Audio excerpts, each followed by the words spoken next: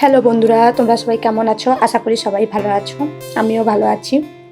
আজকে ঝটপট কাজ শেষ করতে হবে, কারণ তাড়াতাড়ি কাজ শেষ করতে পারলে আমার ছেলেকেও আমি স্কুল থেকে আনতে যেতে পারবো।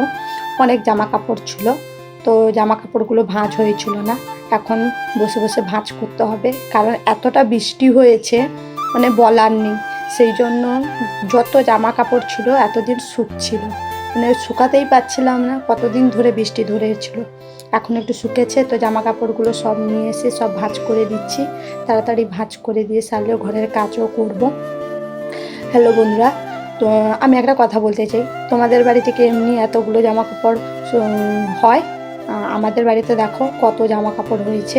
এখন এগুলো ভাঁজ করে সব গুছিয়ে রাখতে হবে, না গুছালেও অনেক দিন ধরে পড়েছিল। আজ মনে হয় 6-7 দিন ধরে জামা কাপড় পড়েছিল, কারণ ভাঁজ করিনি।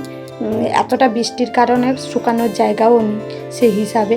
তো আজকে আমি বললাম তোমাদের সঙ্গেও শেয়ার করি, ভাঁজ টাজ করে ফেলি, তারপরে যা হবে হবে। আর আজকে আমার শ্বশুরমশাই আসছে, তাই সেই জন্য শ্বশুরমশাইয়ের খাটে একটা পাতনিও পাতিয়ে দিলাম, কারণ কেন উনি ওখানটায় শুবে সেই হিসাবে। তো এগুলো কাজ করে নিচ্ছি তাড়াতাড়ি, তারপরে গিয়ে তাড়াতাড়ি ঝটপট ঘরটা ঝাড়ু দিয়ে দিচ্ছি।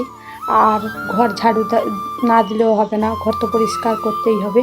ঘর ঝাড়ু দেওয়ার পরে যা হবে হবে, তারপরে রান্না বসাবো, তারপরে ঘরও মুছতে হবে। ঘর ঝাড়ু দেওয়ার পরে ঘর মুছবো, রান্না বসাবো, বাসন পড়েছে কতগুলো, বাসনও মাজবো, কিন্তু সেগুলো তোমাদের সঙ্গে শেয়ার করতে পারছি না, কারণ এখন ক্যামেরা অন অফ করতে গেলে অনেক টাইম লেগে যাবে। যতটুকু পারছি তোমাদের সামনে তুলে ধরছি।